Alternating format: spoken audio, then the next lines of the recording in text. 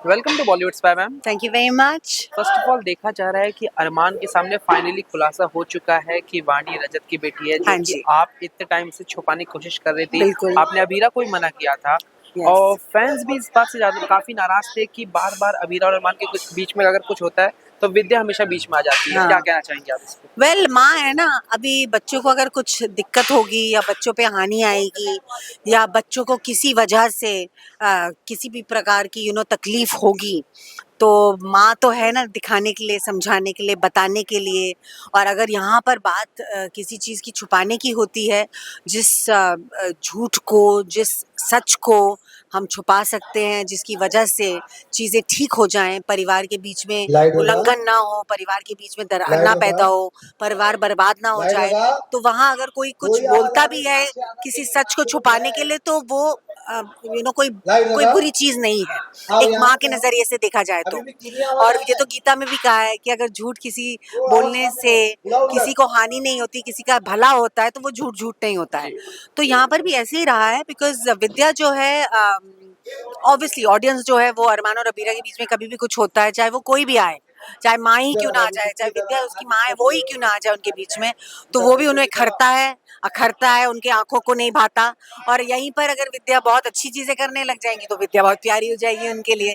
That's for any character, but as far as Vidya's character is concern, she is a mother जो अपने बच्चे को बचाना चाहती है, बिकॉज उसे पता है, उसने उसे पाला है, उसे पता है कि मेरा बेटा, उसके लिए इंसाफ की क्या अहमियत है, इंसाफ से बढ़कर उसके लिए कुछ नहीं है। वो एक बहुत ही कमाल का उम्दा लॉयर है, वो उदयपुर का नामचीन सबसे बेस्ट लॉयर है, जो हमेशा सत्य का साथ देता है, एक सच्चे रास्ते पर चलता है, और जो गुनहगार हैं उनको उनको जेल दिलवाता है, और जो बेचारे ज़बरदस्ती फंस जाते हैं और गुनहगार नहीं होते हैं, उनके लिए लड़ता है, सच के लिए लड़ता है। तो विद्या को मालूम है कि अगर ये सच बाहर आ जाएगा कि उसने एक झूठ का साथ दिया है, एक क्रिमिनल का साथ दिया है, और उसने भी उसके तहत उसने भी गुनाह किया है, वो भी एक क्रिमिनल हो गया है, तो वहाँ पर जब उसे पता चलेगा तो वो इस बात को बर्दाश्त नहीं कर पाएगा, इस अपने इस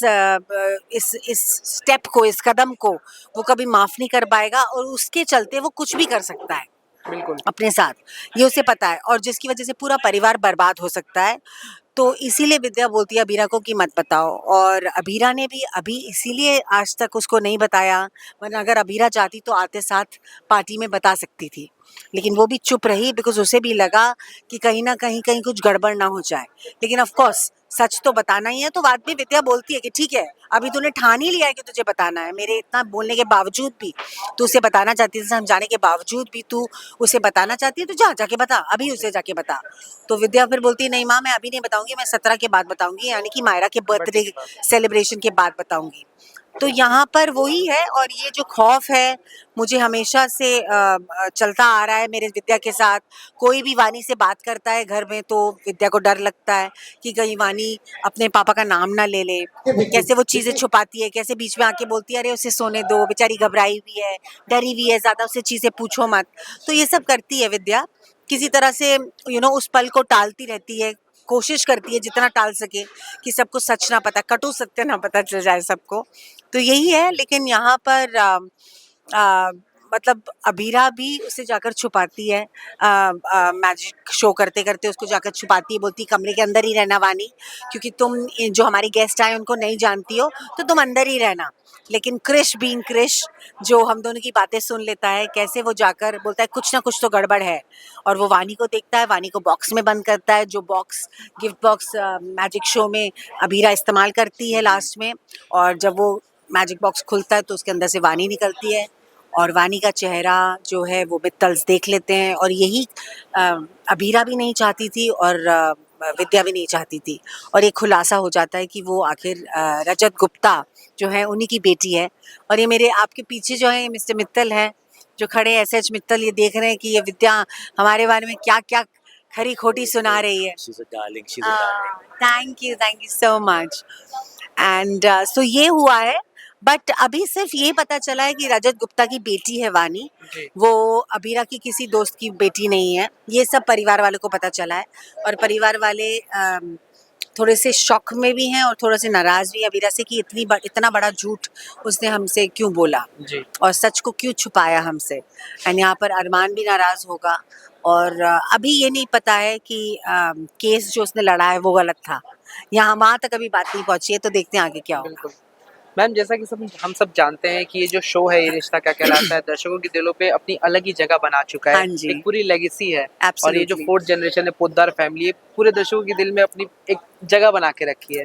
और सोशल मीडिया पे अब ये चर्चाएं चल रही हैं कि लीप आने वाला है या जनरेशन लीप होगा।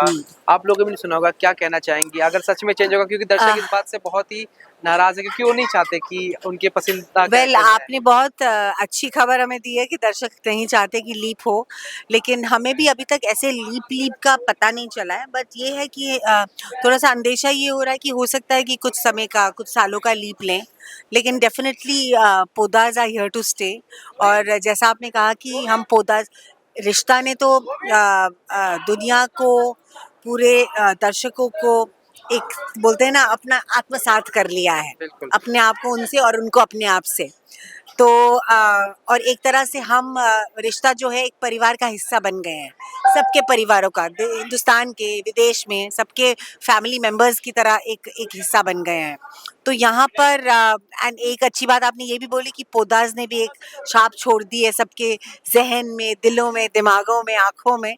तो हम चाहते हैं वो हमेशा बरकरार रहे, ऐसे ही बरकरार रहे और ऐसे ही हम सुंदर-सुंदर एपिसोड्स और ड्रामा क्रिएट करते रहें अपने ऑडियंस को, जो हमारे इतने लॉयल ऑडियंस है, जो हमारा परिवार है, हमारे दोस्त हैं, हमारे फैंस हैं, हम उनको ऐसे ही एंटरटेन करते रहें। हमारा साथ और उनका साथ हमेशा ऐसे ही बना रहे, हम यही चाहते हैं। और जहाँ तक परिवार के चेंज होने की बात है, ये अभी मुझे नहीं पता चला है, तो उस पे जाते ही नहीं हम।